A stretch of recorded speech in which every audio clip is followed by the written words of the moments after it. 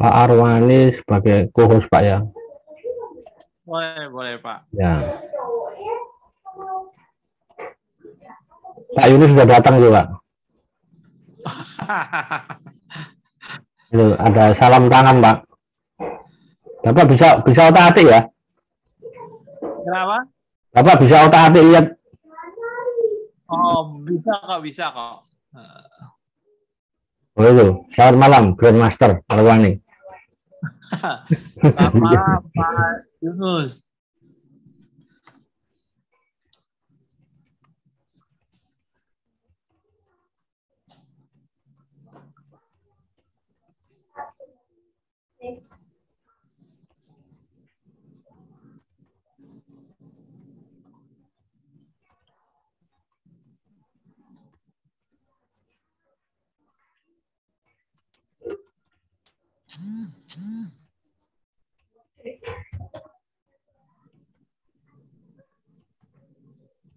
Yang daftar lumayan Pak Arwani ya, sekitar 50 Pak Arwani.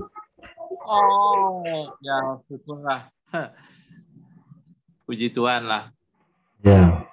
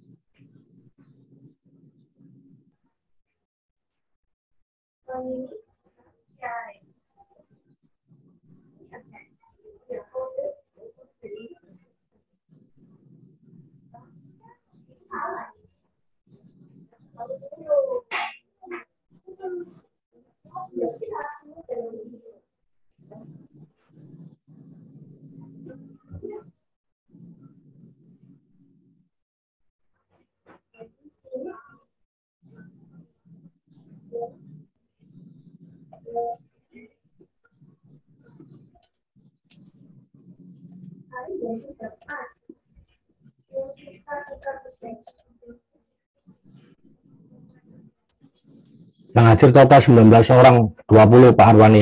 Kita tunggu atau bagaimana Pak Arwani? Boleh. Silakan. Kita tunggu aja ya. Boleh. Mau 7 lebih 10 ya. Ya 5-10 menit nggak apa-apa. Ya Pak Arwani. Pak Arwani. Gimana? Pak Arwani, ini produk apa tuh SCF ini sudah ada di bursa toh Pak Arwani? Di bursa nggak masuk ya, Jen ya? Oh nggak masuk ya? Bisa sih. Hmm. Jadi dia sifatnya direct ya? Oh, direct ya. Itu lewat aplikasi ya Pak Arwani ya?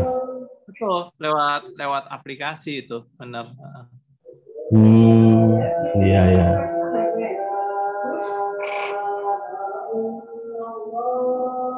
Ini juga termasuk alternatif investasi ya Pak Arwani ya? Benar.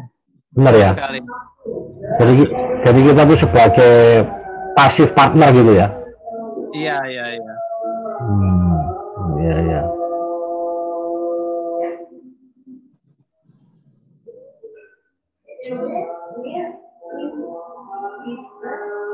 Berarti mereka itu sebagai debitur Pak ya? Kita maksudnya tuh bukan debitur ya? Dia yang penerima dana, kita sebagai investornya gitu ya? Iya, bisa dibilang begitu. Sebagai investornya sih, benar sih. Tapi kita kan bisa milih Pak. Apa uang yang kita berikan itu sebagai modal atau sebagai pinjaman? Itu ada nggak opsinya seperti itu? Kali kita jadi pemodal, ya pemodal aja. Kecuali kita mengajukan proyek gitu untuk minta dimodalin, bisa begitu. Iya. Kita istilahnya itu sebagai penerbit lah ya, kita gitu. Iya. Sudah ini ya, udah ada berapa? 23 ya? Iya 23. Sebentar ya.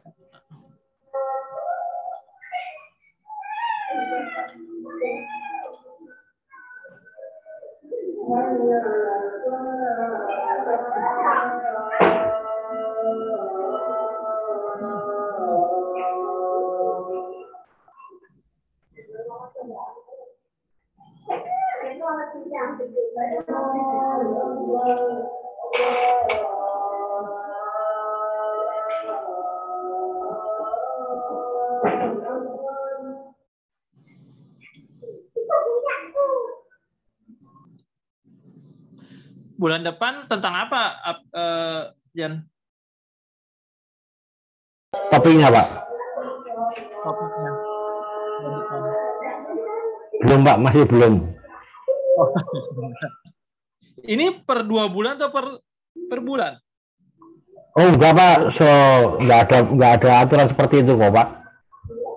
Oh, tapi yang lalu rutin tuh saya lihat. Tahun lalu? Iya tahun lalu rutin Pak. Sekarang agak kendor sedikit Pak. Agak kendor sedikit. Iya. Nanti dikencengin lagi. Gitu ya. Soalnya kadang saya juga ini Pak sebagai narasumber dari universitas Pak. Jadi agak capek saya Pak. Kadang tuh Sabtu Minggu.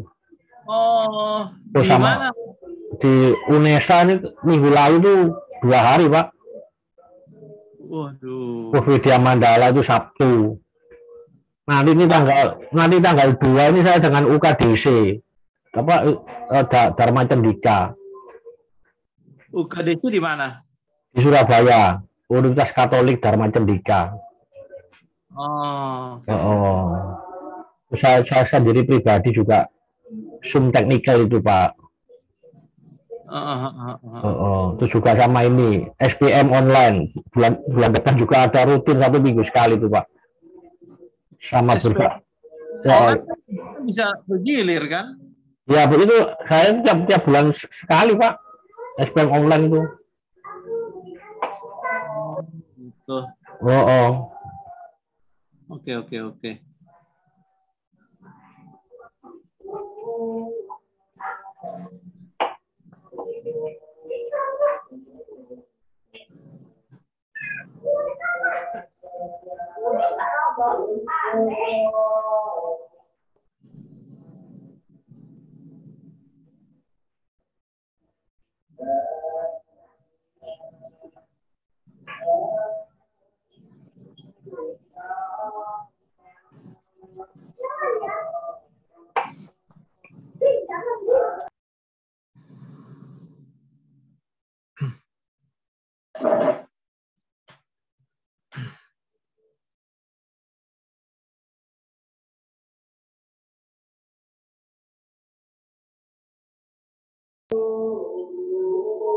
Kita buka sekarang Pak Arwani, sudah 27.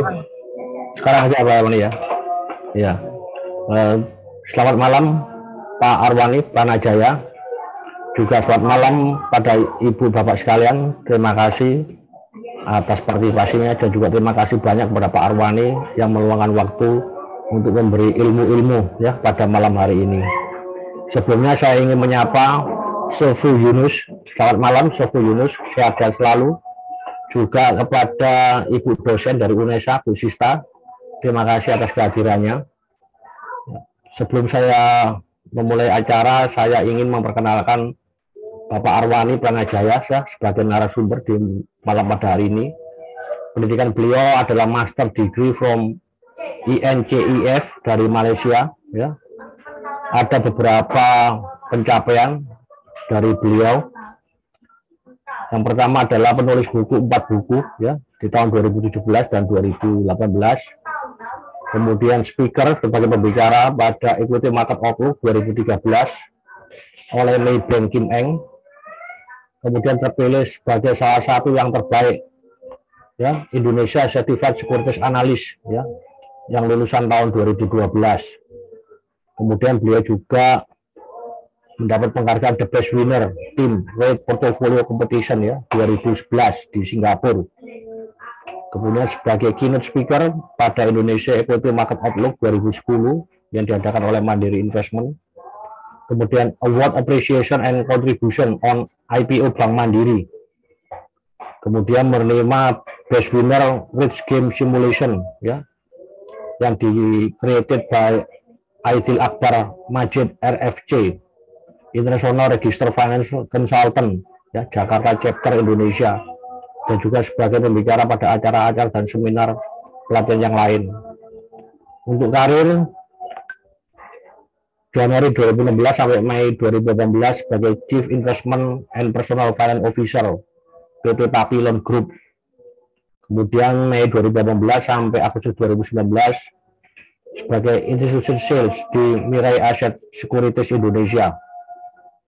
Kemudian September 2015 sampai sekarang sebagai Financial Trainer and Assessor for Certified Securities Analyst CSA LSP PM. November 2019 sampai sekarang sebagai Indonesian Clearing Guarantee Corporation KP ya, Member of Haircut Committee dari anggota Komite Haircut. Januari 2020 sampai sekarang sebagai Komisaris Independen PT Surya Fajar Investama. Ya. Itulah beberapa catatan-catatan pencapaian yang diraih oleh Pak Arwani Pranajaya ya. Pada malam hari ini Pak Arwani Pranajaya akan membagi ilmu tentang securities crowdfunding ya. Ini adalah juga salah satu bentuk investasi ya. Jadi tidak hanya saham atau obligasi reksadana, ada yang lain ya. Dan ini mestinya sudah cukup lama, cuman kurang begitu banyak dikenal oleh investor kita ya. Ya, pada malam hari ini kita akan menyimak pengalaman dan pemaparan beliau. Waktu dan tempat kami persilakan untuk Pak Arwani Pranajaya. Sebentar saya mau sharing materi ya, Pak Arwani ya. Oke. Silakan, selamat malam semuanya. Assalamualaikum, salam sejahtera, namo buddhaya, salam kebajikan buat kita semua.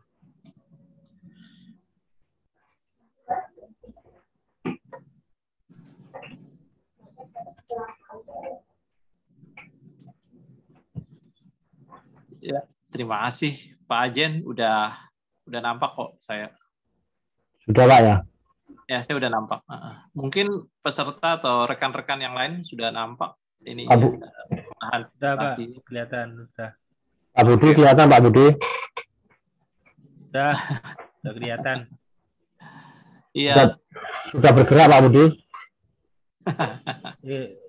Diam, nggak mau bergerak dia. Nggak mau bergerak ya? Oke, kita mulai ya.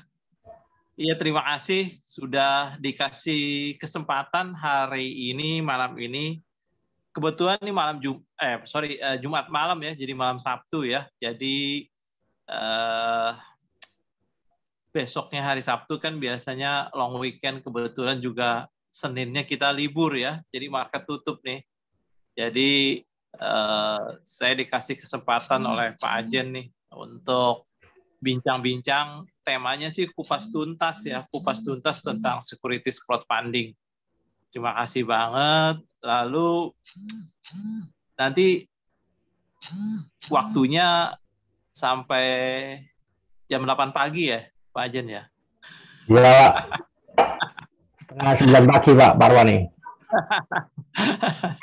Iya, oke.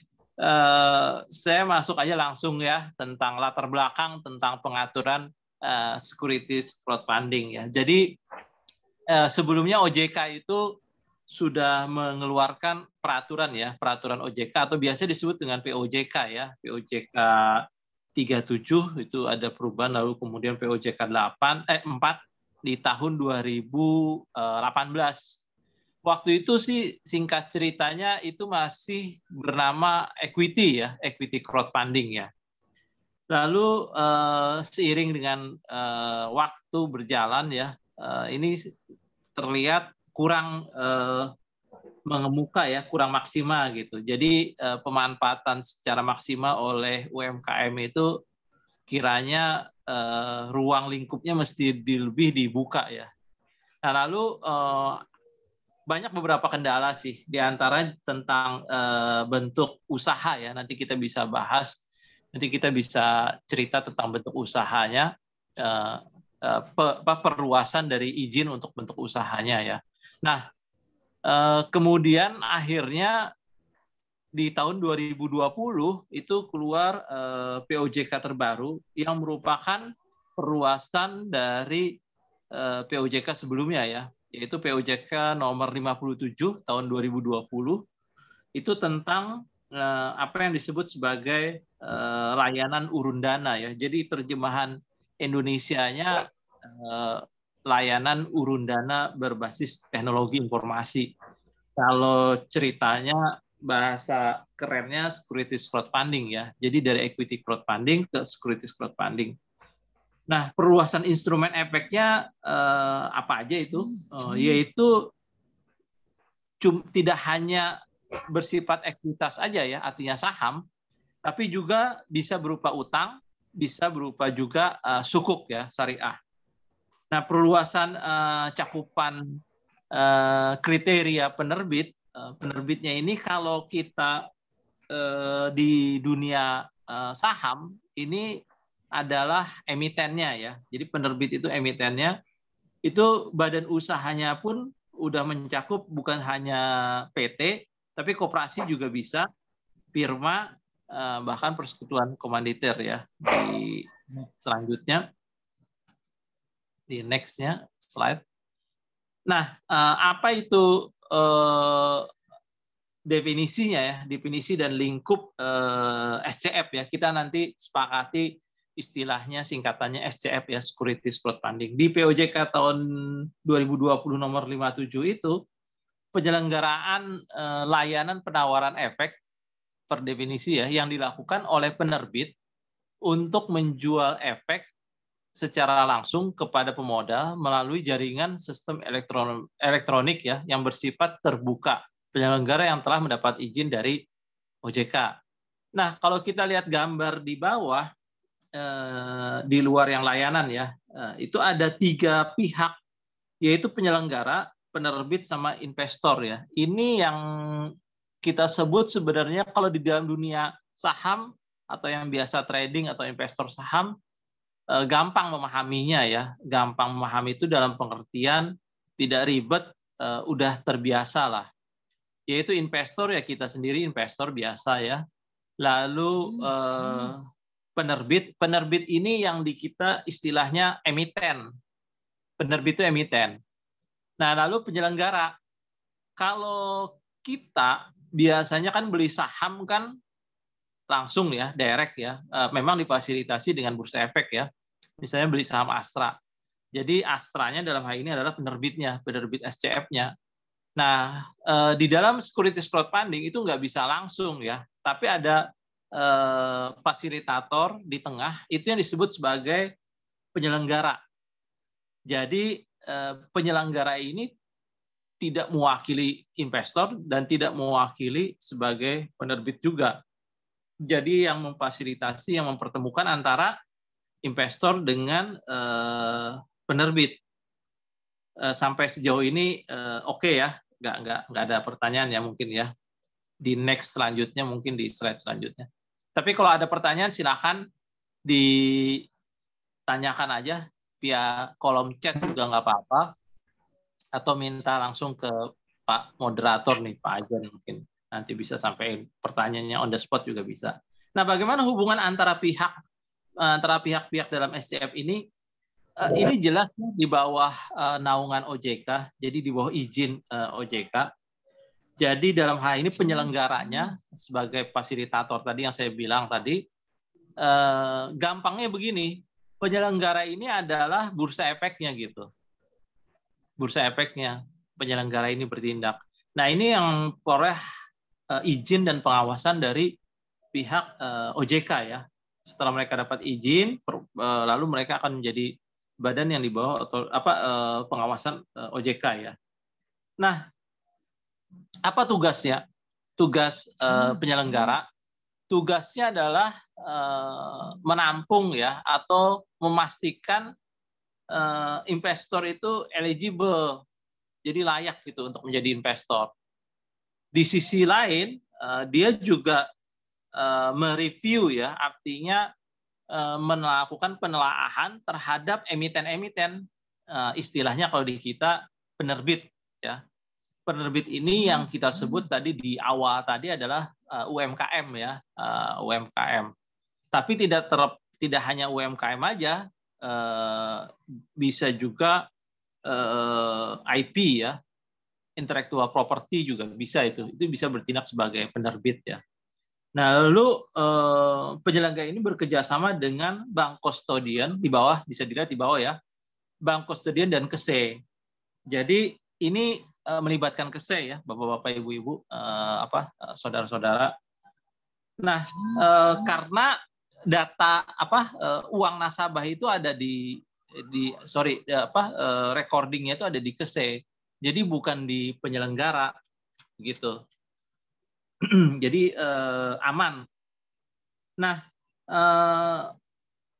bank kustodian ini adalah bank yang akan melakukan pelaporan kepemilikan efeknya ya. Efeknya tadi kan bisa berupa saham, bisa berupa utang, bisa berupa sukuk. kalau si penerbitnya atau si emitennya itu menerbitkan sukuk gitu. Nah, itu nanti rekodnya di bank kustodian dilaporkan kepada investornya ya. Nah, bank ini macam-macam ya, bisa bank konvensional, bisa juga bank syariah. Dalam hal ini BSI ya. BSI salah satu bank yang bertindak juga sebagai bank kustodian. Di slide berikutnya, apa saja ya layanan SCF. Tadi saya sudah singgung, yaitu efek yang bersifat ekuitas ya. Dalam hal ini kan saham, kepemilikan saham di satu usaha, lalu efek bersifat utang dan sukuk ya. Khusus untuk utang, sukuk itu juga sebenarnya kategorinya utang ya, utang syariah ya. Itu mesti benar-benar berbasis pada proyek ya, berupa proyek gitu. Nah, di sisi yang sebelah kanannya itu mengenai jangka waktu penawaran ya, jangka waktu penawaran ya. Ini yang kita sebut kalau di dunia saham itu ini Pak Ajen biasanya diistilahkan sebagai proses IPO. Ya, jadi konsepnya teman-teman ini adalah proses IPO yang melalui media elektronik gitu. Jadi IPO-nya lewat media elektronik. Nah, bedanya kalau di saham kan jangka waktunya sempit ya. Nah, kalau di SCF itu jangka waktu penawarannya itu 12 bulan. 12 bulan itu bisa satu kali atau beberapa kali penawaran ya dari si penerbit atau emiten biasa kita sebutkan kalau di dunia saham.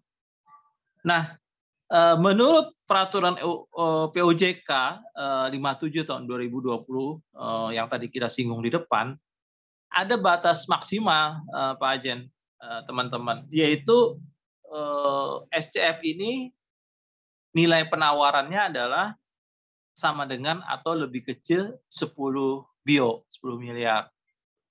Nah, jadi konsepnya beda dengan IPO yang biasa di lantai Bursa Efek Indonesia, itu kan tidak dibatasi ya batasan nilai maksimalnya. Nah, masa penawaran tiap penawaran itu sampai dengan 45 hari ya. Nah, apa yang menjadi larangan? Ini banyak ditanyakan juga oleh rekan-rekan biasanya. Bagaimana kalau saya punya usaha, lalu saya masukkan ke SCF, lewat sebuah penyelenggara A gitu. Tapi di saat bersamaan saya juga menawarkan di penyelenggara B. Nah, itu nggak boleh. Itu salah satu bentuk larangan ya.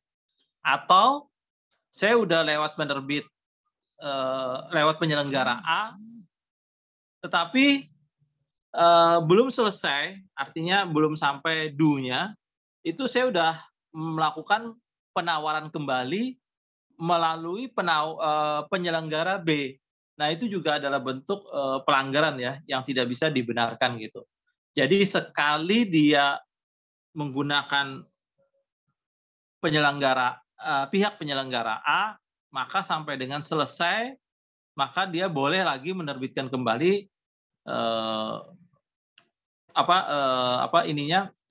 produknya atau pindah ke penyelenggara B atau pindah ke penyelenggara C gitu. Penyelenggara tadi kita udah sepakati ya, itu adalah fasilitatornya. Jadi yang mempertemukan antara emiten, penerbit dengan investor ya. EBUS itu syariah ya. Kalau ada tulisan EBUS itu syariah, efek bersifat utang ya, itu syariah itu. Nanti bisa kita elaborate lagi nanti selanjutnya. Jadi konsepnya tadi saya udah singgung, ada 3 ya, penyelenggara, kemudian investor dan penerbit. Di slide berikutnya, di next. Nah, badan hukumnya apa? Itu PT atau koperasi ya, dengan permodalan 2,5 bio Nah, ini penyelenggara ini yang tadi saya sebut sebagai bursanya ya, bursa efeknya gitu, yang mengajukan diri sebagai pihak yang mempertemukan antara penerbit dengan pemodal atau investor. Nah, penyelenggara ini di Indonesia itu ada sekitar 8-9 penyelenggara yang sudah resmi mendapat izin dari OJK. Jadi dia harus dapat izin dulu, izin penyelenggara itu melakukan permohonan kepada pihak otoritas jasa keuangan. Lalu kepemilikan sahamnya juga kepemilikan saham penyelenggara ini bisa dibentuk bukan hanya oleh pihak lokal, tapi asing juga bisa membentuk badan sebagai penyelenggara SCF. Itu maksimal 49% ya. Dan kalau ada perubahan pengendali di struktur pemodal, itu mesti ada pelaporan terhadap OJK. Artinya kalau asingnya mau hengkang atau balik ke negaranya, maka SCF, penyelenggara ini atau penyelenggara SCF ini kan mesti cari investor baru ya. Nah, perubahan investor di dalam tubuh penyelenggara itu mesti dilaporkan ke pihak OJK ya. Itu mengenai laporan ada kewajiban ya, seperti biasa lah itu kan pelaporan terhadap OJK karena OJK sebagai badan pengawasnya. Nah, itu penyelenggara. Bagaimana penerbitnya atau emitennya di slide berikutnya? Nah, ini pastinya sih berbentuk hukum, badan hukum ya, atau badan usaha lain.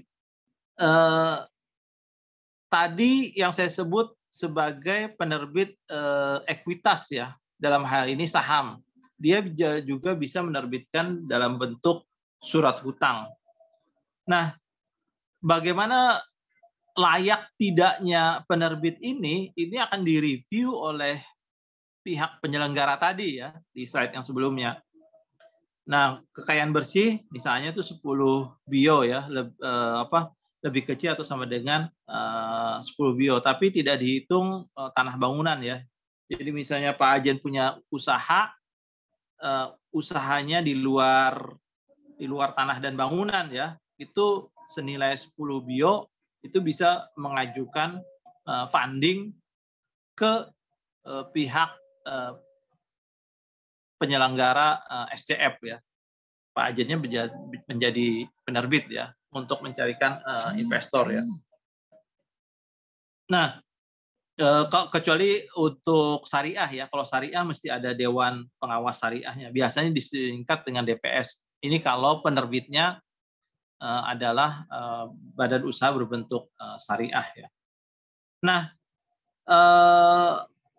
apa aja yang dilaporkan ke pihak penyelenggara ya. Jadi Pak Ajen sebagai penerbit ada beberapa kewajiban kepada pihak penyelenggara, yaitu laporan tahunan itu mesti disubmit, lalu laporan triwulan juga, lalu kalau ada laporan-laporan insidensial gitu. Sama halnya seperti kalau kita lihat di bursa efek yang biasa trading saham itu emiten juga mempunyai kewajiban kan terhadap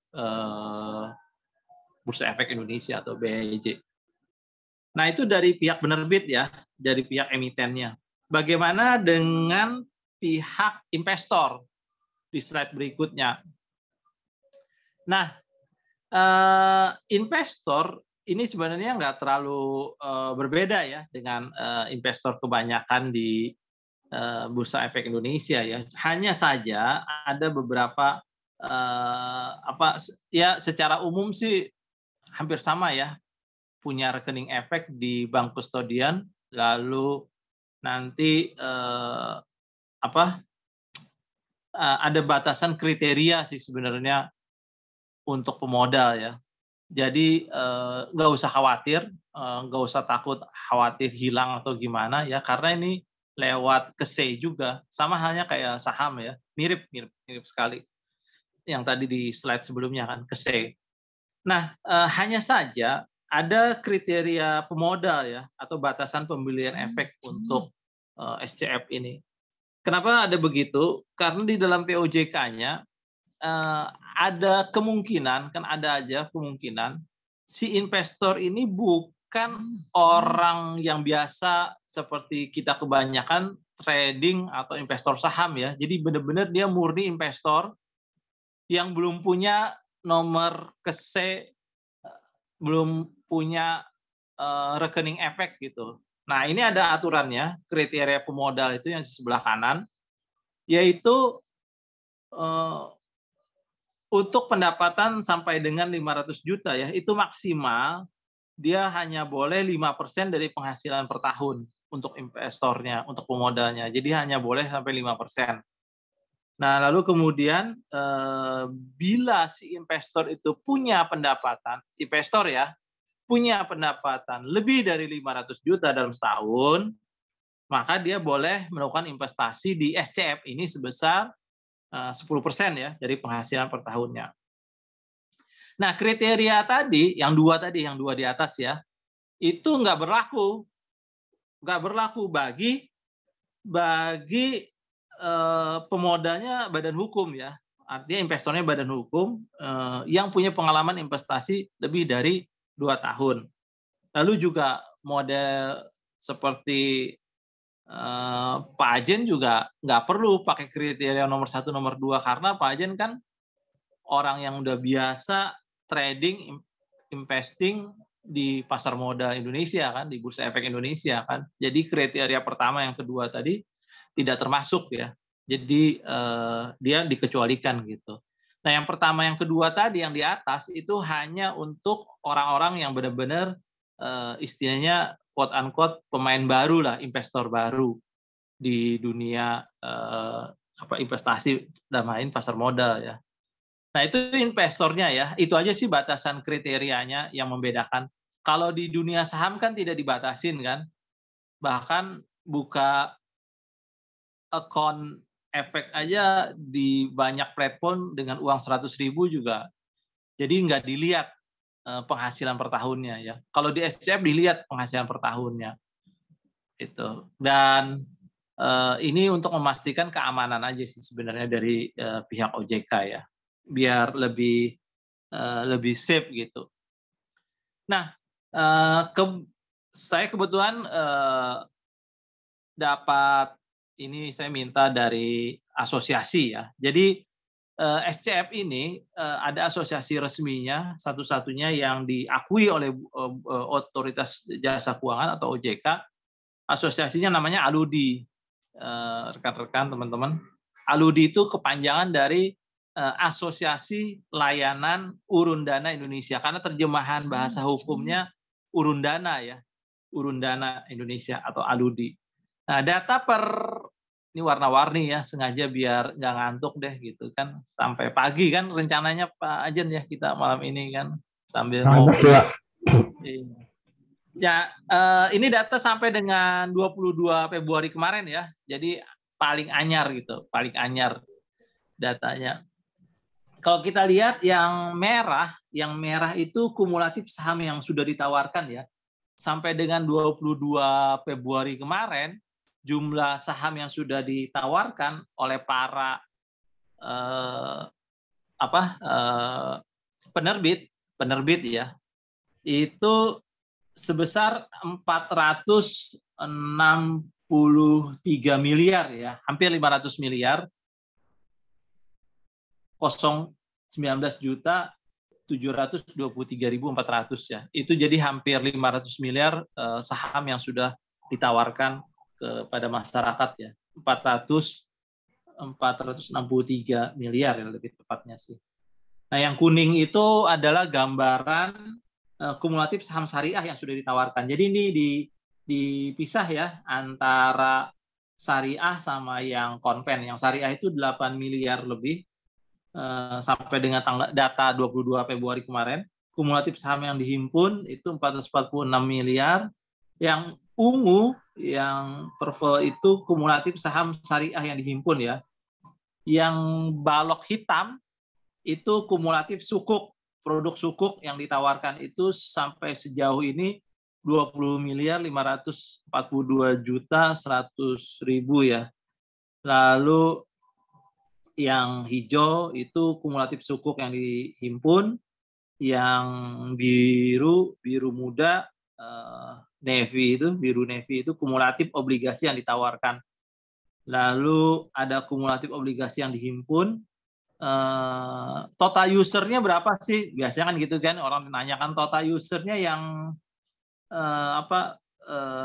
yang di sebelah balok coklat, yang orange ya, yang orange. Balok orange itu 543.834 itu total user. Lalu total pemoda sampai sejauh ini para pemodanya ada sekitar 104.000, di atas 100.000 udah ya, 020. Dan ini naiknya eksponensial Pak Ajen. Kebetulan saya nggak tampilin yang data 2020-nya ya, sama 2019 sama 2020 ya. Ini naiknya eksponensial sudah. Lalu total penerbit saham, lalu total penerbit obligor ya. Jadi banyak total penerbit sukuknya ada 8 ya.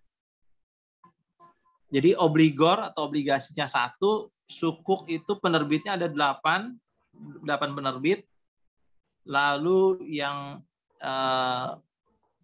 pink, warna merah muda atau pink itu adalah total penerbit saham sebanyak 211 ya.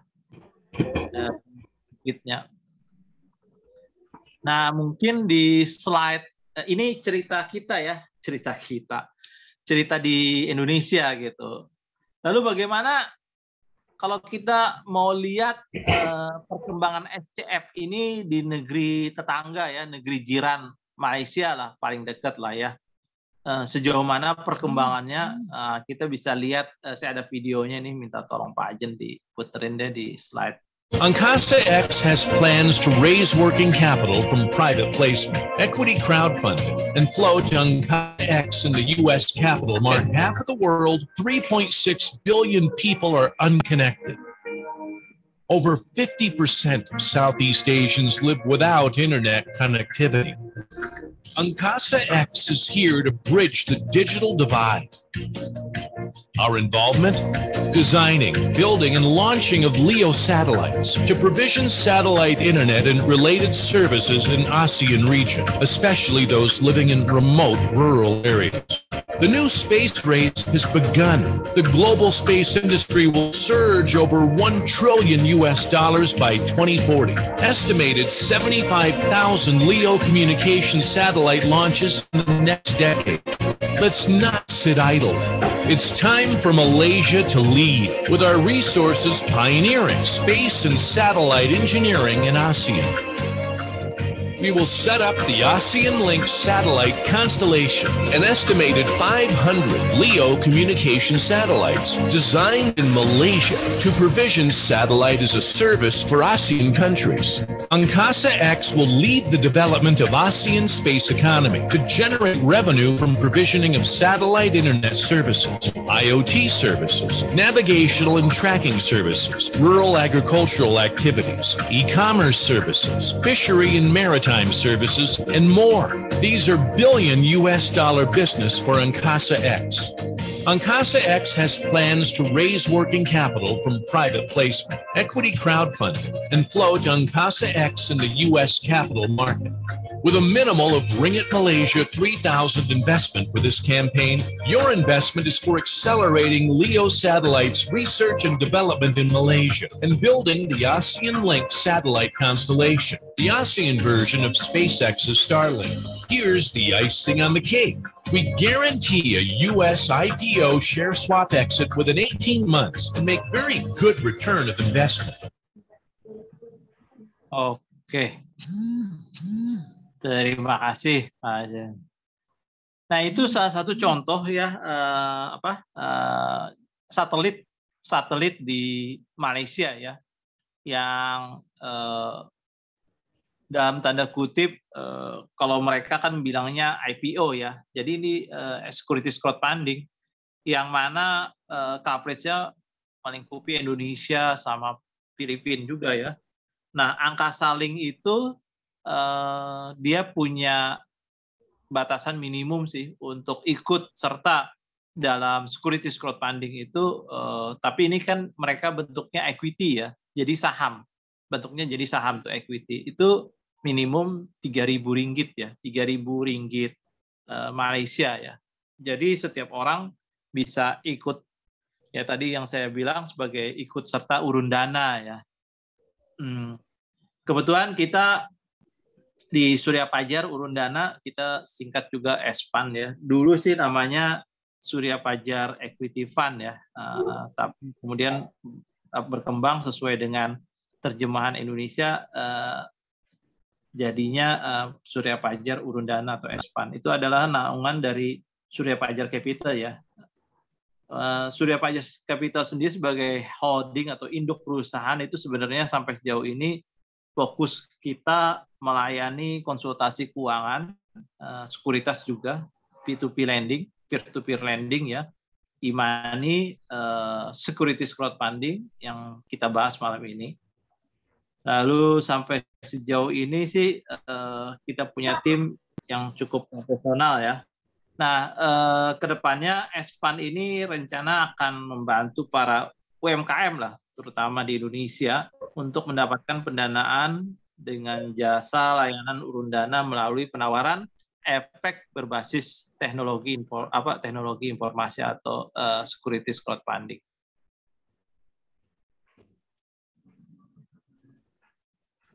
Ada pertanyaan? Slide-nya udah sampai segini aja. Itu ada email saya sih. Email saya. Nanti kalau mau tanya via nomor WA juga ada 0816 16 lagi 27620 bisa. Saya ulang ya. 0816 16 lagi 27620. Silakan kalau ada yang bertanya. Tadi ada chat pertanyaan tadi kalau nggak salah baca. Ya, Pak Arwani, terima kasih banyak atas pemaparannya ya, sangat menarik sekali ya. Pak Arwani, ya. S-Fund itu berarti sebagai penyelenggara SCF ya, apakah seperti itu? Oh, betul sekali. Jadi Surya Pajar atau S-Fund itu adalah sebagai penyelenggara dan kita diawasin oleh OJK. Jadi kita tunduk di bawah POJK 57 tahun 2020. Itu. Ya. Tadi ada pertanyaan. Ya, ada pertanyaan dari Bapak Guntur ya. Pak Arwani. Pak Arwani, ini konsep urun dana Bapak apa sama dengan kita modali sebuah perusahaan? Atau kayak beli reksadana? Lebih tepatnya modalin perusahaan sih, Pak. Modalin perusahaan. Jadi ya. Kalau Bapak ikut IPO kan, lama ini kan di sekuritas gitu, di Sukor lah. Nah, itu sama Pak, mirip lah. Hanya saja Bapak istilahnya tuh ngebid atau buy-nya itu lewat platform yaitu lewat website kita gitu. Website yang dikasih oleh si penyelenggara. Dalam hal ini kan namanya penyelenggara ya, yang punya website atau punya aplikasi di handphone, aplikasi handphone atau di web. Kalau dia pakai web base ya di web gitu. Nah, jadi Bapak langsung belinya itu di webnya itu. Nah, di web itu nanti akan muncul, aduh saya lupa ya nampilin contoh webnya ya. Di webnya itu akan muncul beberapa proyek gitu Pak Guntur. Proyek A, proyek B, proyek C gitu. Nah, terserah mana proyek yang akan yang menarik menurut Bapak yang akan Bapak modalin gitu. Webnya itu apa namanya Pak? Kenapa? Webnya itu apa namanya Pak Arwani? Nanti saya tulis nanti ya. Bentar, saya mau jelasin. Nanti dapatnya itu kalau Bapak berupa ekuitas atau saham itu dapatnya dividen nanti Pak. Nah jadi setiap tahun bahkan setahun beberapa proyek itu bisa kasih dividen sampai 4 kali dalam setahun.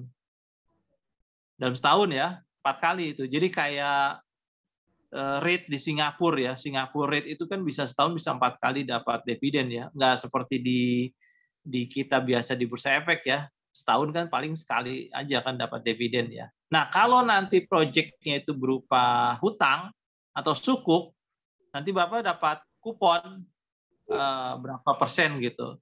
Di kupon itu nanti disebutkan ininya kupon yang akan diterima oleh pihak investor. Jadi apa aja proyeknya itu macam-macam proyeknya. Oke. Siap-siap nanti disampaikan. Arwani, ini Bapak berbicara web, saya ingat dengan AIPO Pak ya. Jadi seperti itu ya. Jadi di sana nanti ada proyek-proyek dari perusahaannya Pak ya. Iya ya. Hanya kalau ini Jen, waktunya sangat singkat. Iya betul. Bukan sampai 45 hari gitu kan. Iya. Sampai dengan maksimal ya 45 hari. Nah, sampai mungkin pertanyaannya begini kali ya, kalau saya perluas pertanyaannya. Bagaimana kalau target dana, kan ada target dana kan, gitu, dari si penerbit ya, emiten. Kita menyebutnya penerbit ya. Penerbit ini butuh dana 3 bio misalnya, atau 5 bio deh penerbit ini. Dia mau buka cabang, misalnya gini aja deh, kita sebut nama aja Häagen-Dazs gitu ya. Häagen-Dazs ini dia butuh dana 5 bio gitu buat buka cabang di Surabaya gitu. Nah, ternyata dana yang terkumpul nggak nyampe 5 bio. Ini pertanyaannya ya. Terus gimana nasib yang udah nyetor gini? Nah, ini biasanya pentingnya penyelenggara kan dia di tengah ya sebagai fasilitator, dia akan nanya ke si penerbit. Ini dananya cuma dapat 4,8 bio, ternyata nggak nyampe target 5 bio. Nah, apakah mau tetap dilanjutkan dengan dana yang dapat segitu 4,8 walaupun targetnya 5 bio ya? Atau enggak? Nah, kalau enggak, seluruh dana tadi akan dikembalikan ke pemodal atau ke investor. Jadi jangan khawatir. Loh, uang kita nggak hilang, Pak. Nah, kan itu kan bank kustodian kan. Ada kese sama bank kustodi kan. Jadi duit Bapak Ibu nggak dipegang sama penyelenggara. Jadi nggak usah khawatir gitu. Nah, jadi kalau pertanyaannya bagaimana kalau nggak jadi, itu ada kemungkinan dibalikin ke investor. Nggak jadi itu dalam pengertian target 5 bio-nya nggak kesampaian gitu. Karena dia mungkin butuh buka cabang di Surabaya itu besarnya ya sekitar 5 bio misalnya gitu kan. Itu kalau misalnya ini ya es krim gitu. Macam-macam sih sektor usahanya, bisa es krim, bisa yang macam-macam gitu. Resto juga bisa, atau ini cuci mobil, car wash, pencucian mobil. Itu tiap kali penawaran kan 45 hari Pak ya. Iya. Iya. Tiap penawaran 45 hari. Iya. Dan kenapa? Dan seumpama kalau nggak terpenuhi, berarti uang kita ngendon di sana maksimal 45 hari. Iya. Itu dapat bunga nggak Pak uang itu Pak? Kenapa? Gimana Pak Ajen? Kalau uang itu dapat bunga nggak Pak di rekening itu, di bank kustodi? Di bank kustodi kita nggak kasih ya bunga begitu ya, kayak sekuritas kan maksudnya. Karena kan ini kan ngendong 45 hari tuh sampai targetnya terpenuhi atau tidak. Kita nggak menjamin ya, nggak menjamin sampai seperti itu ya. Tapi kalau dari banknya mungkin Pak Ajen, kalau dari pihak banknya ya, dari pihak bank kustodinya gitu. Iya. Tapi kalau dari pihak penyelenggaranya belum berani kita ya itu. Nanti repot nanti kan jadi belum Enggak. apa udah ngasih Enggak. duluan. Enggak begini Pak, maksud saya uang yang sudah disetorkan oleh pemodal ke Bank Kastadi, apakah mendapat bunga jika jumlah target dana yang diraup itu tidak terpenuhi sehingga dikembalikan? Itu apakah dapat bunga uang yang sudah disetor oleh pemodal? Setahu kita sih enggak ya, tapi nanti saya pastiin lagi deh. Setahu kita sih enggak, karena biasanya cepat sekali Pak Ajan dalam pengalaman gitu ya, bisa cuma dalam seminggu atau 2 minggu udah close gitu. Jadi gini, tadi ada pertanyaan reksadana ya. Jadi kayak ini Pak Ajan apa istilahnya, istilahnya based on project itu reksadana proteksi, Nah, reksadana proteksi kan langsung kan ditutup kan kalau sudah terkumpul, katakanlah dia butuh 50 bio ya. Ini reksadana ya. Begitu udah itu langsung tutup kan, langsung tertutup gitu. Nah, begitu juga dengan ini, begitu tercapai 5 miliar dalam seminggu itu udah selesai itu berarti. Bisa aja nanti dia akan buka lagi di project berikutnya. Di project berikutnya. Tapi untuk yang utang atau sukuk, indikasi atau indikatif berapa bunga yang kupon yang bakal diterima itu mereka udah mention di depan sih. Gitu. Iya. Jadi konsepnya berbeda dengan P2P lending ya. Nah, kalau P2P lending kan itu benar-benar dia berangkat based on utang. Dia berangkat dari utang. Kalau kita enggak kan, penyertaan. Lebih banyak penyertaan gitu. Walaupun kita punya produk sukuk sama utang ya, sukuk sama utang gitu. Tapi kan lebih penekanannya pada penyertaan gitu. Penyertaan di satu. Kalau P2P lending, perbedaannya adalah benar-benar murni utang kan. Makanya di P2P lending kan ada istilahnya lender dengan borrower. Lender dengan borrower. Kalau di kita tidak ada istilah lender dengan borrower. Di kita investor sama penerbit gitu ceritanya. Ya.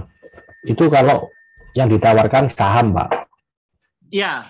Kalau yang ditawarkan obligasi kan berlaku istilah borrower dan lender itu. Sama aja dibilangnya sih penerbit dengan investor gitu aja. Oh, gitu ya.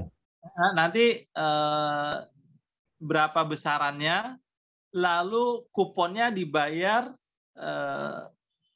triwulan atau quarterly, itu nanti disebut di depan di dalam perjanjian gitu. Jadi begitu udah masuk ke platformnya itu, nanti dokumennya itu tinggal dicentrang, lalu KTP. Nah, nanti pihak penyelenggara nanti akan mengotorisasi atau mengecek kebenaran KTP dengan wajah itu ya. Makanya nanti sambil pegang KTP itu biasanya tuh dipoto sambil pegang KTP. Nanti ada sistem yang bisa melacak mengotorisasi kebenaran identitas dari si pemodal. Kalau dari penerbit kan dokumen yang diperiksa, yang direview gitu. Iya. Pak, kalau dalam hal saham, Pak ya, itu apakah ada jatuh temponya, Pak?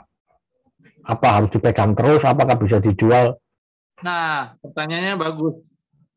Jadi ini ada market secondary-nya.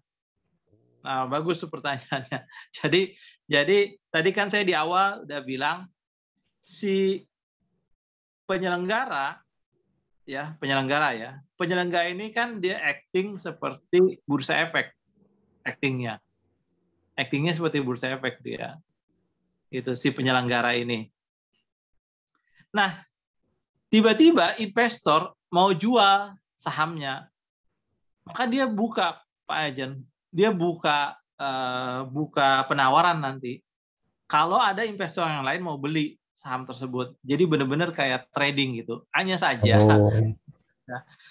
saja nggak seliquid saham kan, gitu. Dan terjadinya itu kalau secara peraturan, kalau saya nggak salah ya, kalau saya nggak lupa itu hanya 2 kali dalam setahun prosesnya. 2 kali aja dalam setahun kalau saya nggak salah ya.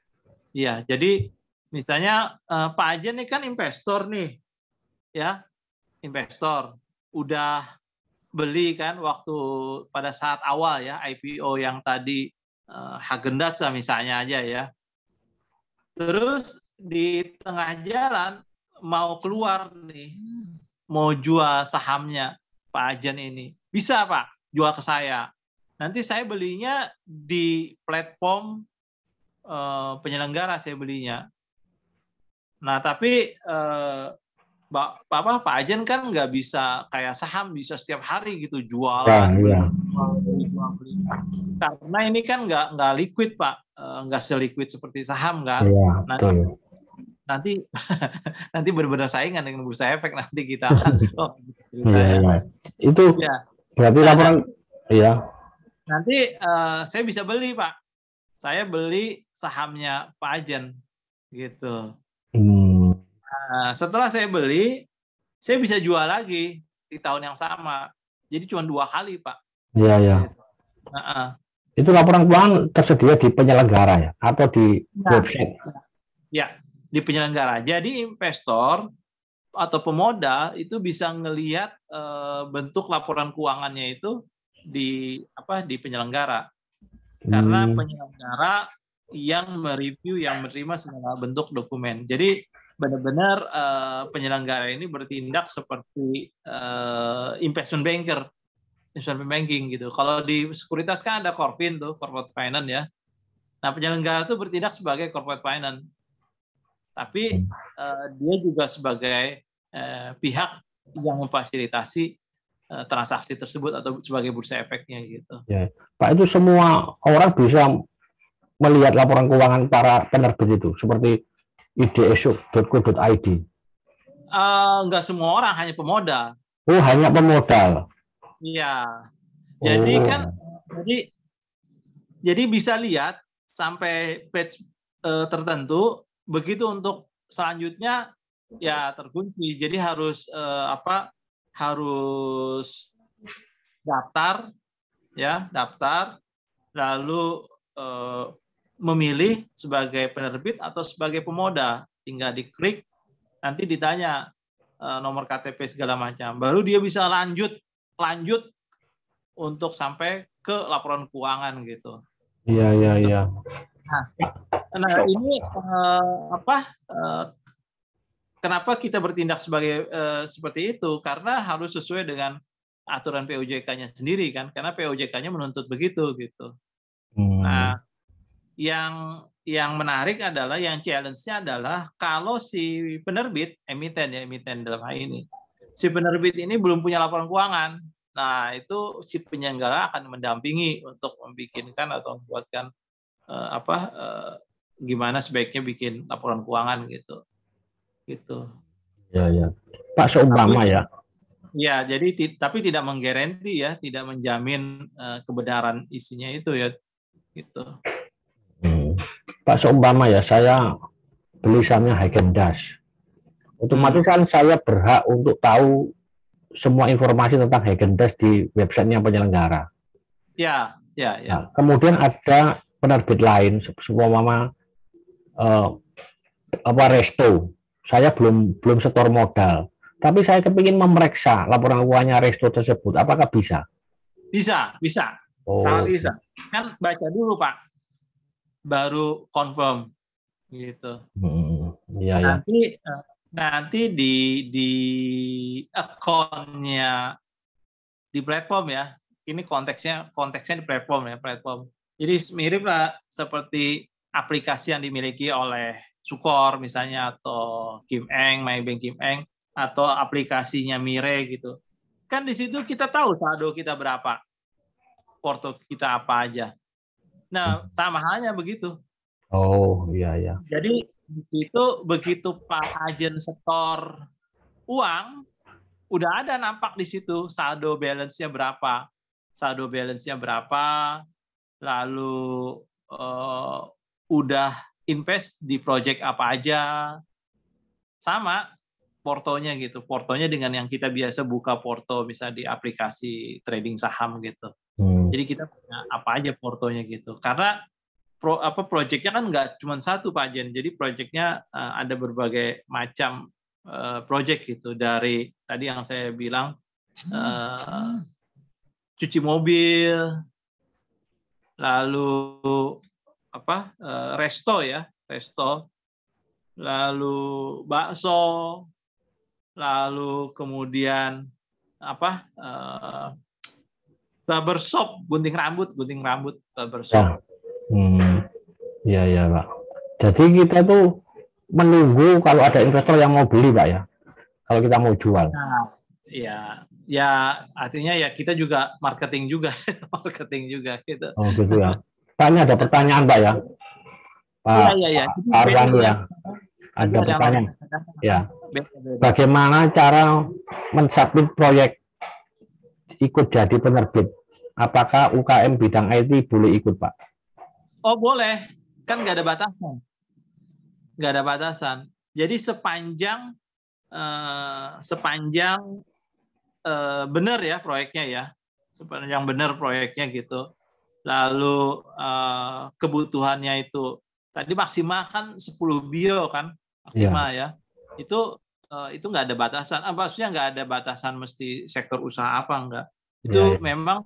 Jadi gini Pak Ajen, saya mau cerita. Ini kan kenapa di quote unquote digalakan, karena dalam rangka pemerintah juga kan memberikan stimulus yang luar biasa ya untuk usaha UMKM di kita di Indonesia. Karena usaha UMKM ini kan kadang-kadang ada yang nggak bankable kan. Di celah itu yang kita masuk gitu, yang nggak bankable gitu. Gitu. Makanya kita bantu yang bahkan yang tidak bankable pun bisa gitu untuk pendanaan ini. Bahkan menjawab pertanyaan tadi, bahkan bukan cuma IT. Tadi yang saya singgung di awal-awal banget itu di sektor IP ya, IP, intellectual property itu pun bisa. Jadi gini, saya kalau mau cerita sedikit tentang tentang IP ya, IP itu artinya intellectual property itu pernah perhatiin nggak cerita Juki itu, Juki? Mungkin anak-anak mungkin lebih lebih familiar ya. Atau gini deh contohnya, Marvel Studio yang bikin Spider-Man No Way Home itu kan Marvel Studio kan. Iya Pak.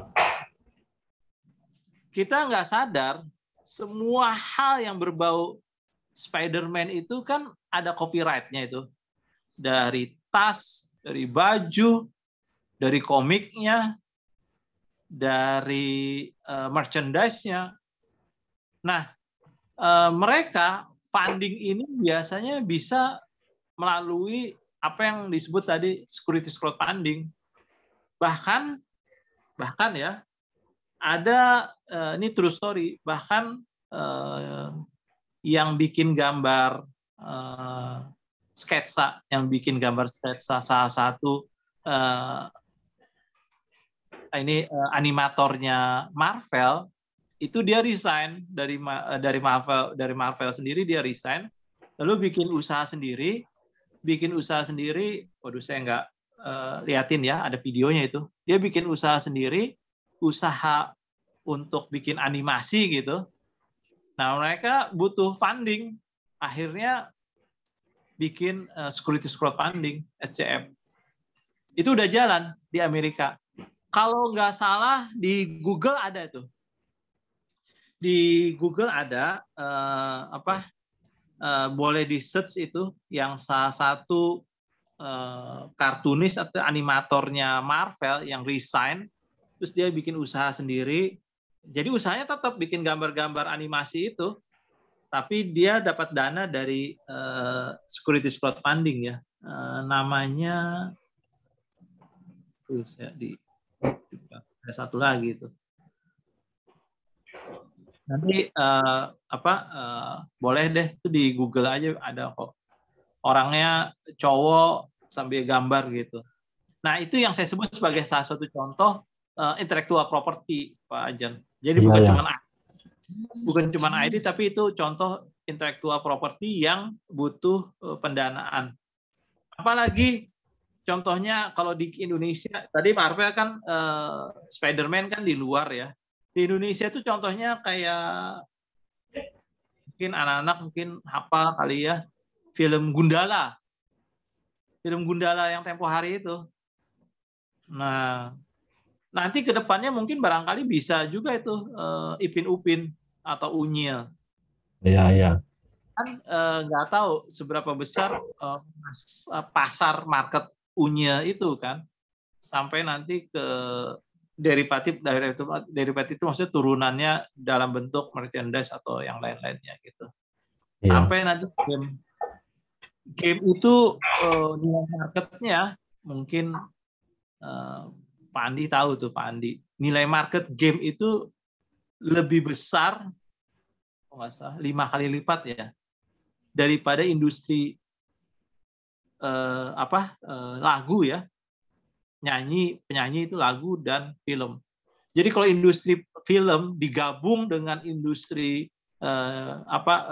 lagu sama film digabung, itu masih lebih besar 5 kali lipatnya kalau nggak salah dunia game, dunia permainan game. Iya. Jadi marketnya luar biasa besar sih. Iya. Pak, ini ada pertanyaan lagi Pak Arwani. Iya. Saat ini yang banyak dipilih oleh penerbit efek dalam bentuk apa? Saham atau efek bersifat utang? Bagaimana kalau sampai penerbit one prestasi? Mediasinya seperti apa? Kalau efek bersifat utang, bunganya di kisaran berapa? Terima kasih, Pak. Wah, itu langsung to the point itu. Langsung to the point. Jawaban yang pertama, iya betul. Bentuknya adalah penyertaan atau saham ya. Paling banyak saham. Tadi yang di balok itu ya. Ya. Saham itu kan 463 miliar ya. Hampir 500 miliar. Itu eksponensial tuh angka itu dari tahun sebelumnya 2020. Kalau utang sih kecil ya. Nah, kalau terjadi one prestasi itu biasanya dimediasi dulu sama pihak penyelenggara ya, dimediasi dulu gitu. Dan kalau ternyata nggak bisa, itu langsung masuk datanya ke pihak kepolisian ya. Masuk ke kepolisian sih, karena itu kan sudah pidana, jadi udah nggak ampun-ampun lagi itu pidana, dan kita laporin ke OJK supaya si penerbit tersebut, si emiten, si penerbit itu nggak bisa lagi nerbitin apapun di platform penyelenggara manapun juga, jadi di backlist gitu oleh asosiasi juga gitu. Nah itu yang kedua. Yang ketiga, kupon. Kupon itu untuk yang sukuk ya. Sukuk sama yang konvensional ya. Itu silakan dicek, thank you Pak Ong. Itu yang terakhir, yang sukuk, itu berani sampai 10% Pak Ajen. Sampai 10%. Yang terakhir itu Syafik. Jadi ada teman-teman bisa browsing ya, bisa browsing di Google juga. Itu ada securities crowdfunding namanya Syafik ya, pakai SH. SHAFIQ. Itu nawarin dia punya sukuk itu 10% kalau saya nggak salah sih untuk kuponnya. Kalau dibanding dengan Ori, jauh Pak Ajen. Dua kali lipatnya. Dua kali lipat. Dua kali lipatnya. Ya. Iya. Makanya saya bilang tadi Pak Ajen juga singgung ini salah satu bentuk instrumen investasi ya, salah satu bentuk instrumen. Pak awalnya dibilang ya, ini usaha-usaha itu tidak bankable tapi punya sarana untuk mendapatkan pendanaan ya. Iya, betul. Ini kan kalau kita pikir yang secara kasar, bagaimana dengan perlindungan investor, Pak? Kan kalau menang ntar perusahaannya di atas angin dia, Pak. Dan juga mengenai laporan keuangan, apakah audited enggak ini? Audited, Pak. Audited. Harus audited. Jadi ya? kita nggak mau yang nggak audited. Lalu kemudian juga itu kan dikunci dulu kan di bank kustodinya kan, dan nanti itu kan ada datanya juga di KSE kan. Jadi kayak kita beli saham lah gitu, datanya juga ada di KSE kan. Jadi saya pikir sih nggak sejauh ini ya dari pemain-pemain yang berhimpun di ALUDI, di Asosiasi Layanan Urun Dana Indonesia, itu sih kasusnya hampir jarang ya, 1-2 sih ada memang. Ketimbang P2P Pak, P2P lending. Kalau P2P lending kan saingannya ini kan pinjol kan. Kalau P2P kan. Kalau itu bukan saingan kita Pak. Jadi pinjol kayak gitu kan bukan ranah kita dan bukan saingan kita gitu untuk SCF ini. Nah, tapi kalau P2P lending itu memang head to head dengan pinjol kan itu kan. P2P lending kan main transfer aja kan dia, begitu Pak Ajen butuh, dia langsung transfer aja tuh ke rekening Pak Ajen kan. Habis itu baru dikejar-kejar kan sama dia kan.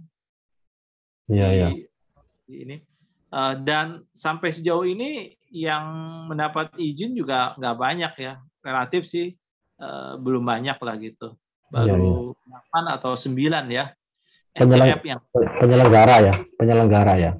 Ya, penyelenggara yang di bawah OJK ya, izin OJK. Jadi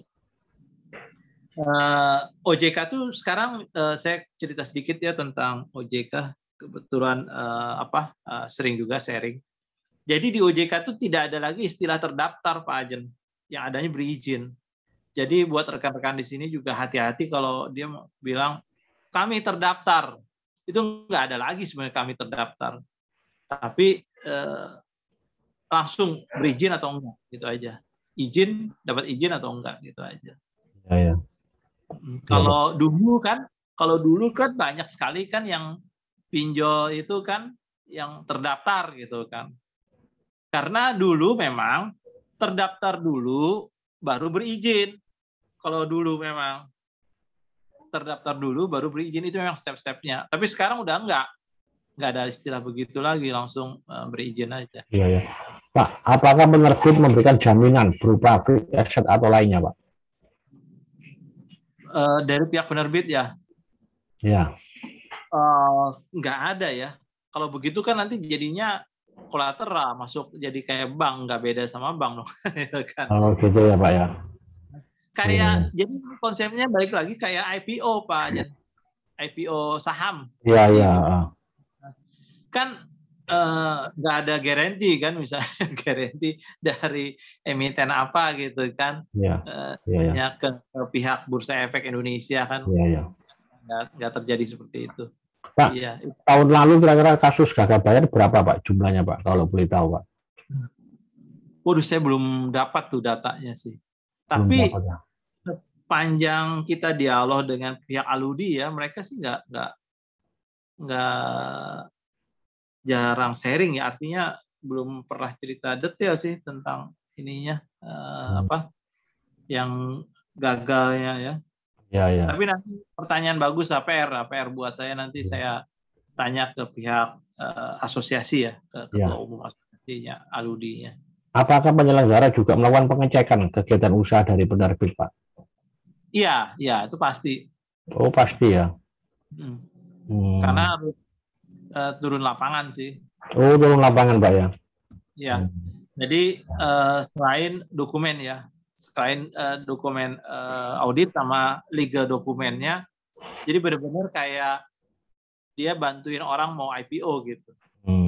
Pak, atas company visit kan? Iya, gitu. Ya. Oh, gitu ya. Pak, apakah ada penerbit yang menerbitkan suku atau obligasi tenornya 1 tahun? Sampai sejauh ini nggak ada. Ini pertanyaan bagus ya. Saya lupa tadi bahas. Saya lupa singgung. Jadi untuk sukuk dan surat utang itu kan peraturannya memang setahun, memang peraturan POJK-nya. Tapi prakteknya belum ada, Pak Ajen. Jadi rata-rata 6-3 bulan, bahkan 3 bulan paling sering sukuk itu. 3-6 bulan, Pak ya? Ya. Jadi tadi saya singgung ya, ini bukan promosi sih. Untuk sukuk yang paling banyak itu diterbitin oleh Syafik tadi. Nah, Syafik punya itu 3 bulan, Pak, sampai 6 bulan. Syafik itu 3 bulan dia paling banyak. Syafik itu penerbit atau penyelenggara? Penyelenggara. Oh, dia penyelenggara. Ya, gitu. Kan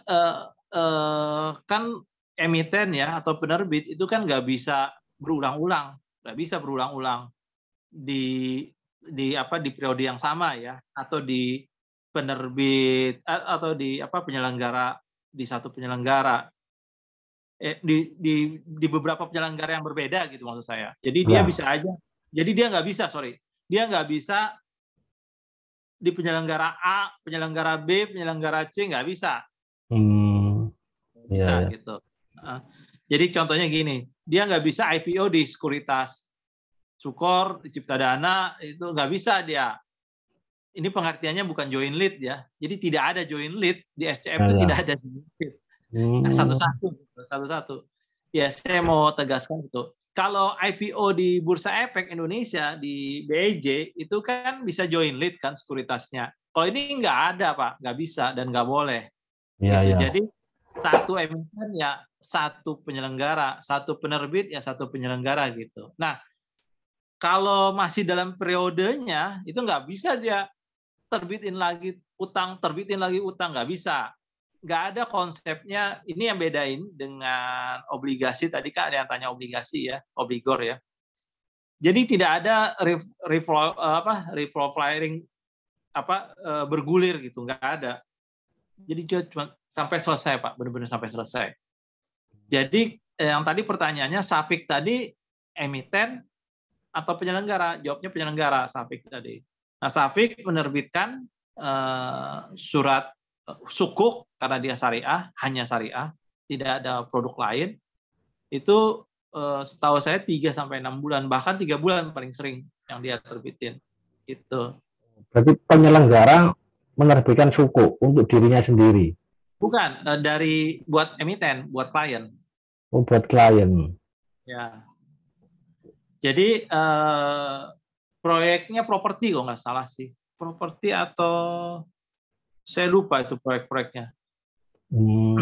Proyek. Jadi dia terbitin sukuk 3 bulan.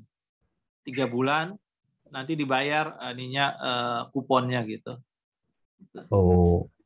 Syafik ini punyanya ini, Pak. Saya nggak promosi sih, kebetulan aja tahu punyanya Safi Antonio. Siapa itu, Pak?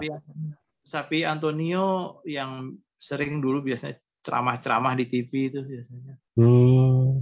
Yang punya universitas apa itu di Bogor? Di Bogor atau di Sentul ya. Dia punya kampus. Nah, ini dia punya lini bisnis lain, securities crowdfunding, namanya Syafik. Iya, ya. Pak, itu yang tadi ceritanya kok Syafik yang menerbitkan suku, Pak? Kok nggak emiten propertinya yang menerbitkan suku? Sorry, emiten. Lewat Syafik. Lewat Syafik, toh. Nah, Ya, Pak, saat ini penyelenggara yang terbesar siapa, Pak? Di Indonesia. kompetitor kita sih terus terang ada ya. Yang paling besar dan yang pertama lahir itu adalah Santara, Pak. Santara. Iya, bisa dicek di Google. Santara itu dia dapat izin dari OJK-nya itu last Desember 2019. Last Desember 2019. Itu yang pertama di Indonesia dan mungkin ya itu yang terbesar juga sih untuk sementara ini di Indonesia. Pak, itu ini Pak, begitu 2020 kan pandemi kita Pak, COVID Pak. Jadi jadi dia dapat izin berapa bulan kemudian pandemi kan COVID ya. kan. 20. Iya, iya. Pak, itu kira-kira berapa duit yang dibutuhkan investor untuk bisa investasi di SCF ini, Pak? Rata-rata hampir semua pemain di Aludi ya, di asosiasi itu 1 juta. 1 juta sudah bisa beli ya? Ya, 1 juta rupiah. Itu ada fee-nya nggak, Pak? Fee beli gitu. Iya, ada nggak biaya kalau kita mau? Ya. Nggak ada. Nah, itu termasuk Pak. Itu nanti udah termasuk sama manajemen fee untuk si penyelenggara Pak. Jadi istilahnya kalau di kita istilahnya bukan fee beli fee jual Pak. Kalau saham kan fee beli fee jual. Kalau di kita istilahnya manajemen fee Pak. Kayak jadi angle-nya dari penyelenggara ya, dari sisi penyelenggara angle-nya seperti aset manajemen. Istilahnya itu manajemen fee Pak yang dibayarkan ke kita. Kalau nggak makan dong kita kan. Berapa persen Pak? Macam-macam sih variasi Pak. Ada yang 2%, ada yang 3%, bahkan ada yang 5%. Oh begitu Pak ya. Ini sangat menarik. Manajemen fee Pak istilahnya Pak. Jadi nggak ada fee jual Pak. Sangat menarik Pak ya, bisa kasih return 10% Pak. Itulah yang terjadi Pak sekarang sukuk itu. Jadi sebenarnya kita kan biasa lihat di trading saham ya. Selama ini kita lihat reksadana dan trading saham, tapi di belahan dunia lain, di belahan dunia yang lain tuh lagi ramai Pak, lagi ramai justru SCF-nya. Gitu. Iya ya. Tapi minimal megang setengah tahun Pak ya. Nggak ada batasan sih sebenarnya Pak, cuman ya rata-rata setahun gitu. Tahun gitu kan.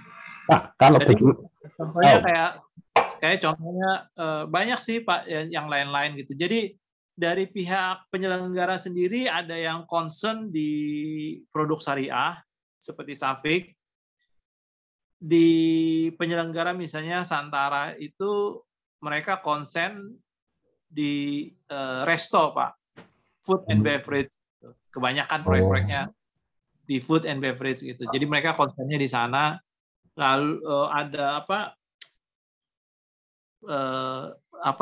teh, produk minuman teh begitu, yang seperti cat time Pak, cat time. Tapi bukan cat time ya, yang sifatnya rumahan. UMKM gitu, bukan cat time. Nah itu yang banyak didanai oleh Santara sih, food and beverage gitu. Ada yang konsennya di properti Pak, penyelenggara itu konsennya di properti. Jadi dia punya klien, emiten-emitennya itu banyak pemain properti. Iya, seperti analis Pak ya, jadi lebih fokus. Iya, itu contohnya mungkin bukan analis kali Pak Ajen, mungkin ke si yang mereview ini, si investment bankernya, si Corvinnya. Iya. Corvinnya mungkin terbiasa dia review properti, jadi dia udah lihai banget dengan properti. Iya. Banyak yang properti. Nah itu penyelenggaranya LandX Pak. LandX itu penyelenggara yang kebetulan dia punya emiten, klien-kliennya adalah pemain properti semua tuh rata-rata. Yang istilahnya tingkat menengah lah, medium menengah lah gitu. Macam-macam sih, ada yang konsennya di misalnya usaha barbershop, car wash, pencucian mobil seperti Sinarmas gitu. Iya, iya. Ya. Arwani, Yes, jadi saya kalau sebagai investor dengan pilihan saham, suku sama obligasi, karena saham kan tidak liquid, susah cari pembeli, dan harganya pun juga nggak marketable ya toh, kan harganya kan sesuai mau-maunya. Nah, sehingga kan saya maksud gini, kan saya sebagai investor, saya lebih memilih suku atau obligasi, Pak. Ada jatuh temponya 3-6 bulan, selesai ya sudah, uang saya kembali. Apakah sebenarnya balik ke risk profile sih, saya bilang sih ke risk profile-nya. Karena ada juga yang memang lebih prefer ke saham ya. Jadi seiring bertambahnya dia punya channeling atau branch gitu ya, misalnya tadi kayak contohnya Häagen-Dazs, walaupun bukan Häagen-Dazs ya, yang mirip-mirip begitu, dia ngejar dividennya Pak Ajan. Oh. Jadi makin gede dia punya growth, buka cabang di mana-mana, dividennya gila-gilaan gitu dividennya. Makanya tadi saya bilang di awal di SCF itu no surprise bisa setahun 4 kali bagi dividen gitu.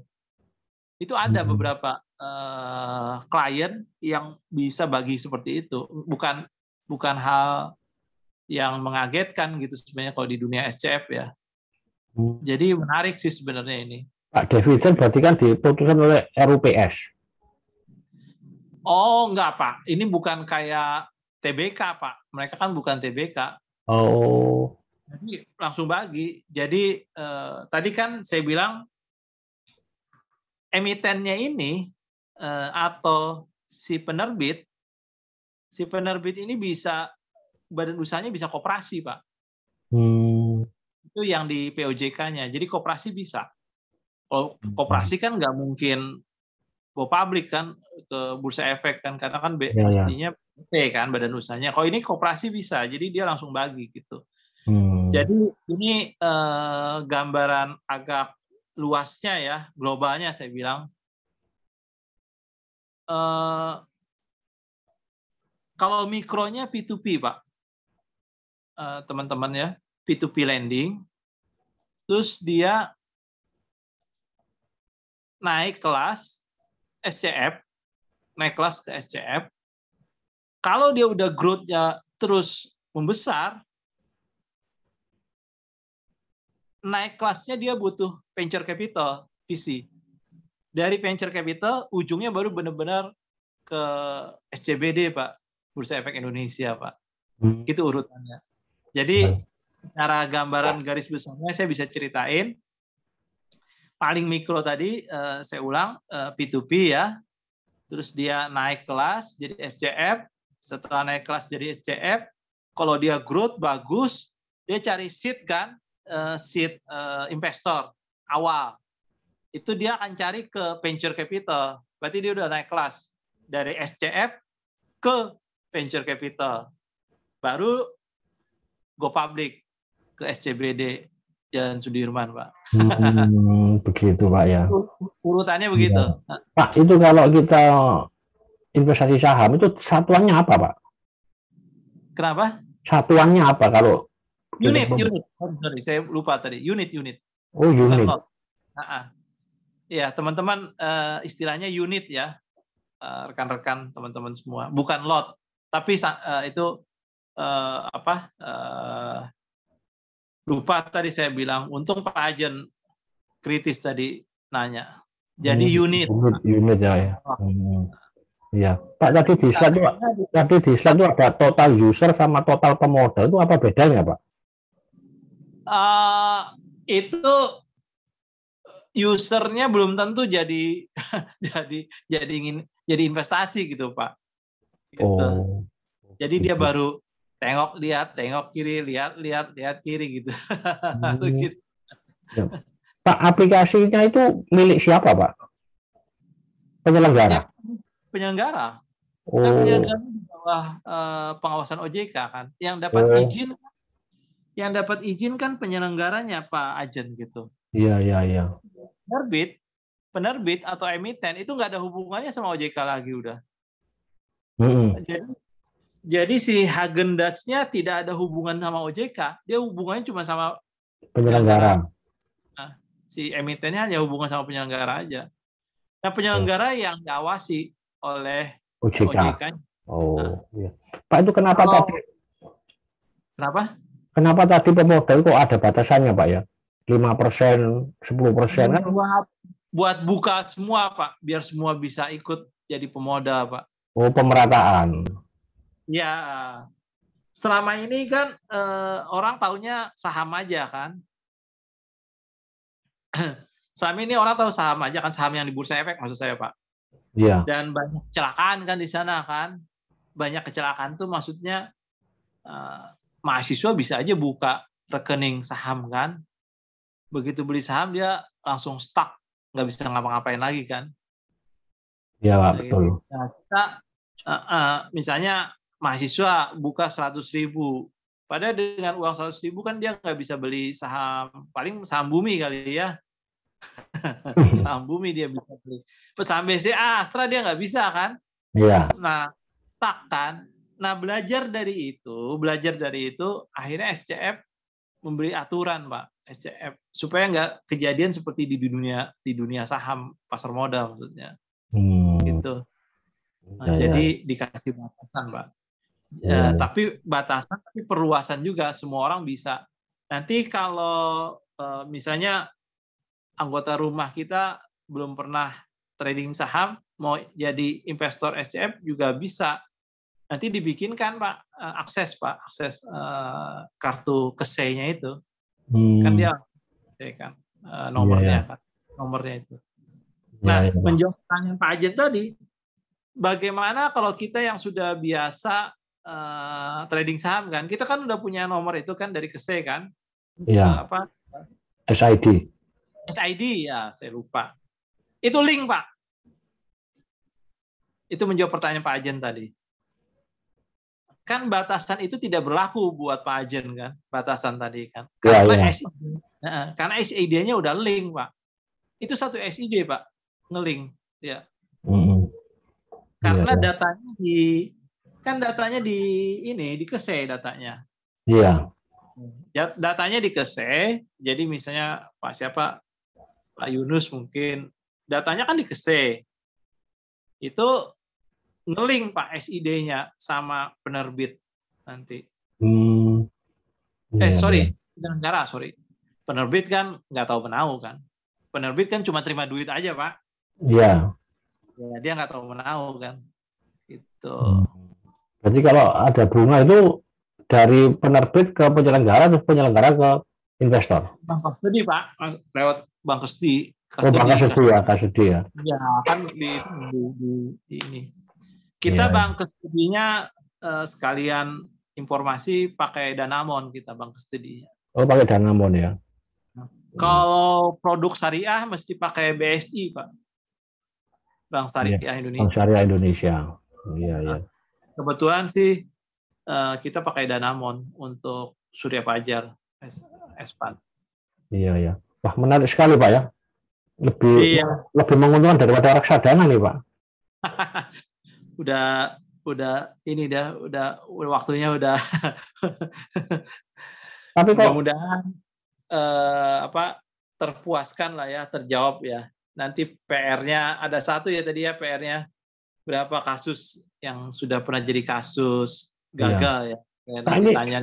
Ini dari Pak Ong ini ada menulis website HTTPS S-Fund ini punya Surya Fajar atau? Iya, Pak. Iya. Monggo, Pak. Oh, ini punya Surya Fajar. Oh, berarti tiap penyelenggara mempunyai website sendiri, Pak ya? Iya, betul. Oh, berarti kita masuk ke websitenya penyelenggara ya? Iya. Oh, bukan seperti Bursa Efek jadi satu itu isinya penyelenggara. Oh, iya, Pak. Kalau gitu kan OJK nggak terlalu ini kan sampai turun lapangan kan. Ini kan OJK-nya turun lapangan, Pak. Begitu ya. Oh, berarti kita masuk ke websitenya penyelenggara, Pak ya? Ya, jadi misalnya tadi saya kasih contoh yang pertama dapat izin tadi Santara ya. Santara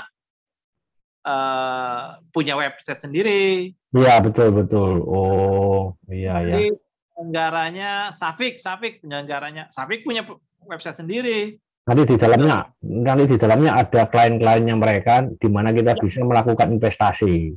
Betul sekali. Begitu. Pak Ajel bisa aja jadi investor di Safik, di Surya Fajar. Ya, bisa. Ya. Bisa jadi investor di Santara secara bersamaan ya. Tapi itu satu link loh Pak, SID-nya nanti ngelink semua. Pak, itu kalau pajak itu yang sudah dipotong pajak atau gimana Pak? Kalau investasi suku atau obligasi? Kan sama perlakuannya, final kan Pak. Oh, berarti kalau di saham sekarang kalau dividen kan kita harus bayar sendiri Pak. Kan belum, kalau dulu kan dipotong. Kok sekarang kan diserahkan ke investornya Pak? Enggak, tetap final Pak. Oh, tetap final ya? Final ya? Iya. Itu angle-nya bukan dari bukan SCF-nya Pak, angle-nya ya sama, itu dianggap produk obligasi biasa, produk sukuk udah gitu. Oh. Jadi angle-nya dari produknya bukan dari SCF-nya. Ya, berarti sudah net Pak ya? Ya. Yang kita terima sudah dipotong pajak ya? Iya. Oh. Pak tanya, bisa Pak Ong? Bisa. Bisa untuk yang baru startup kan? Pak, ini ada pertanyaan Pak. Kalau perusahaan baru berdiri, apakah bisa menjadi penerbit? Bisa Pak, bisa. Tadi dari Pak Ong, bisa Pak. Oh, karena bisa. Begini Pak, saya mungkin agak mundur ya. Tadi saya lupa kasih latar belakangnya sedikit. Saya mundur ke belakang sama sekali ya. Jadi SCF ini awalnya memang equity crowdfunding Pak. Jadi base-nya equity Pak. Base-nya benar-benar equity. Jadi pemodal. Jadi base-nya adalah peran serta gitu, peran serta modal, bukan utang Pak. Awal sejarahnya di dunia ya. Awal sejarahnya di dunia gitu. Equity crowdfunding itu ya.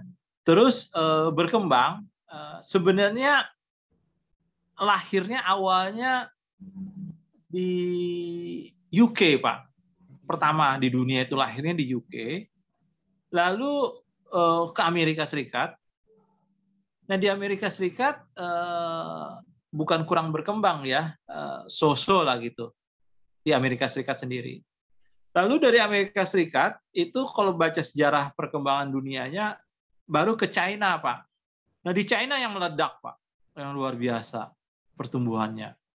Jadi SCF itu paling besar sekarang di China pertumbuhannya, paling gede gitu. Walaupun asalnya itu dari Amerika Serikat. Dari Amerika Serikat dan awalnya itu UK pertama sekali gitu. Tapi di sana kurang berkembang sih gitu. Nah, ada catatan menarik di Amerika Serikat sendiri itu banyak ke sosial jadinya. Jadi pernah dengar ini kan apa? Sebentar.